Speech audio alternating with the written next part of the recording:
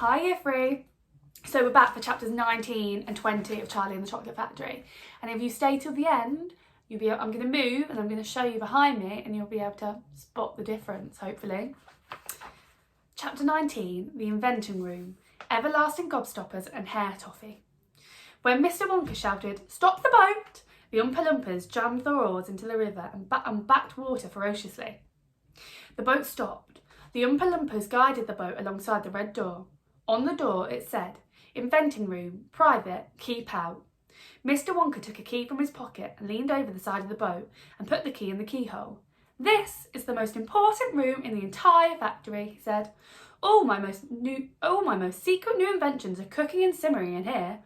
Old Ficklegrubber would give his front teeth to be allowed inside for just 3 minutes. So would Prodnose and Stugworth and all the other rotten chocolate makers. But now, listen to me. I want no messing around when you go in. No touching, no meddling, and no tasting. Is that agreed? "Yes, yes," the children cried. "We won't touch a thing." "Up to now," Mr. Wonka said, "nobody else, not even an Oompa Loompa, has ever been allowed in here." He opened the door and stepped out of the boat into the room. The 4 children and their parents all scrambled after him. There he is in the room.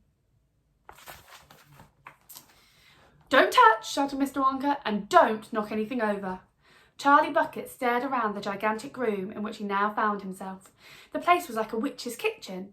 All about him, black metal pots were boiling and bubbling on huge stoves, and kettles were hissing, and pans were sizzling, and strange iron machines were clanking and spluttering, and there were pipes running all over the ceiling and walls, and the whole place was filled with smoke and steam and delicious rich smells.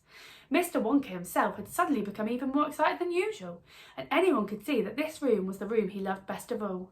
He was hopping about among the saucepans and the machines like a child among his Christmas presents, not knowing which thing to look at first. He lifted the lid from a huge pot and took a sniff. Then he rushed over and dipped a finger into a barrel of yellow sticky stuff and had a taste. Then he skipped across to one of the machines and turned half a dozen knobs this way and that, and then he peered anxiously through the glass door of a gigantic oven, rubbing his hands and cackling with delight at what he saw inside. Then he ran over to another machine, a small shiny affair that kept going foot, foot, foot, foot, foot, and every time it went foot, a large green marble dropped out of it into a basket on the floor. At least it looked like a marble. "Everlasting Gobstoppers," cried Mr. Wonka proudly. "They're completely new. I'm inventing them for children who are given very little pocket money. You can put an everlasting gobstopper in your mouth and you can suck it and suck it and suck it and suck it and suck it, and it will never get any smaller." "It's like gum," cried Violet Beauregard. "It's not like gum," Mr. Wonka said. "Gum is for chewing, and if you tried chewing one of these gobstoppers, you'd break your teeth off, and they never get any smaller. They never disappear, never. At least I don't think they do. There's one of them being tested this very moment in the testing room next door. An Oompa Loompa is sucking it. He's been sucking it for very nearly a year without stopping, and it's still just as good as ever.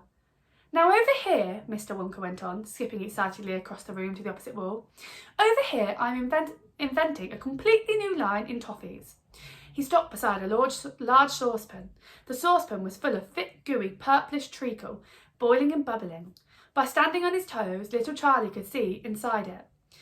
"That's hair toffee," cried Mr. Wonka. "You can eat just one tiny bit of that, and in exactly half an hour a brand new, luscious, thick, silky, beautiful crop of hair will start growing out all over the top of your head, and a moustache, and a beard." "A beard?" cried Veruca Salt. "Who wants a beard, for heaven's sake?" "It would suit you very well," said Mr. Wonka, "but unfortunately the mixture is not quite ready yet. I've got it too strong. It works too well.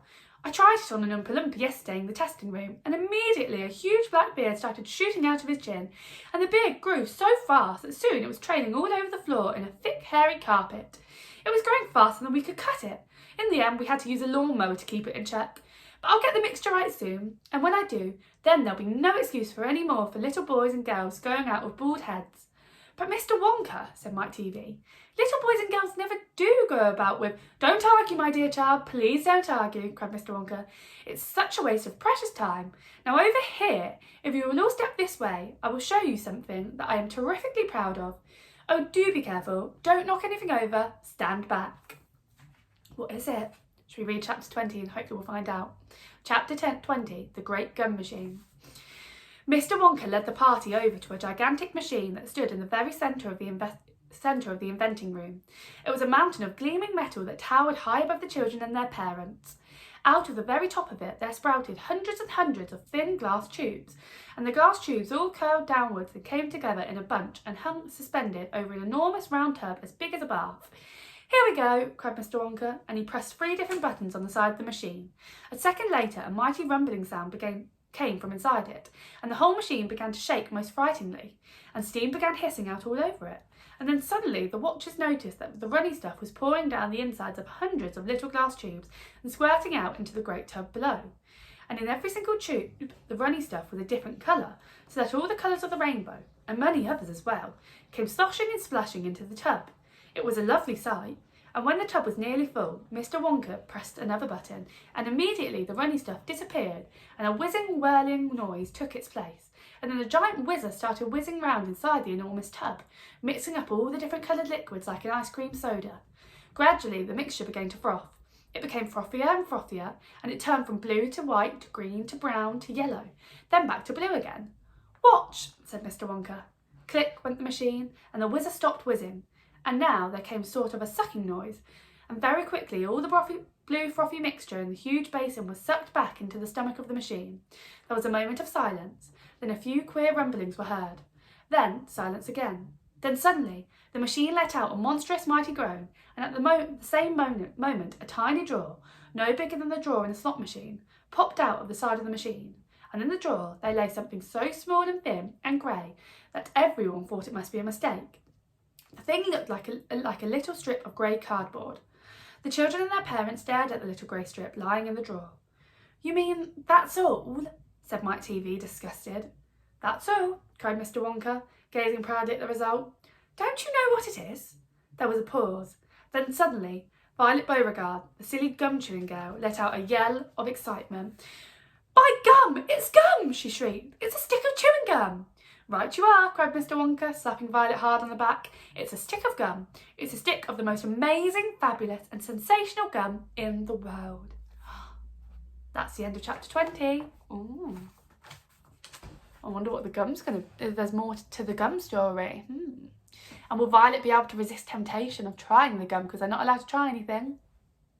Have to come back tomorrow and we'll find out. Now, I am going to show you what is behind me. I'm not going to say anything. I'm not going to tell you what's there. I'm just going to show you. I'll hold it there for a moment, and you can pause if you need to. And you've got to try and see and think what's different from yesterday. Okay. Right.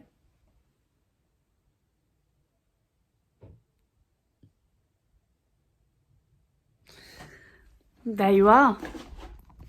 Sorry, my hands were a bit shaky there.